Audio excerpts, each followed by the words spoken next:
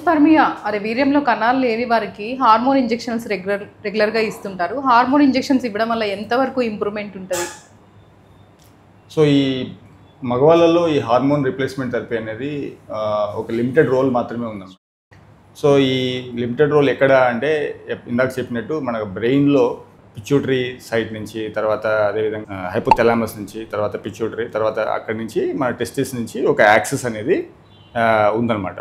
So ఈ బ్రెయిన్లో తయారయ్యే హార్మోన్స్ సపోజ్ అబ్నార్మల్గా ఉన్నాయనుకోండి, సో అదేవిధంగా టెస్టోస్టెరాన్ లెవెల్స్ కూడా తగ్గిపోతాయి అన్నమాట.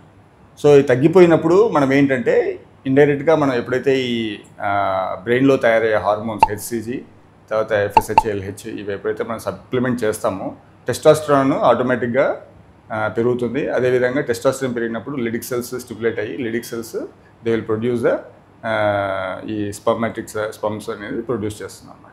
సో ప్రీ టెస్టిక్యులర్ కాజెస్ అంటారు వీటిని. ఈ ప్రీ టెస్టిక్యులర్ కాజెస్ ఎక్కడున్నా ఉన్నా కానీ మనము వీటికి హార్మోన్ రీప్లేస్మెంట్ థెరపీ సప్లిమెంట్ చేయగలిగితే then they have good chances of success. So HCG injections అనేవి ఉపయోగపడతాయి. హెచ్సిజీ అండ్ హెచ్ఎంజీ ఇంజెక్షన్స్ డైరెక్ట్గా కొంతమంది మేము టెస్టోస్టెరాన్ జెల్ వాడతాము, ట్యాబ్లెట్స్ వాడతాము అంటారు. అవి వాడచ్చా అలాగా?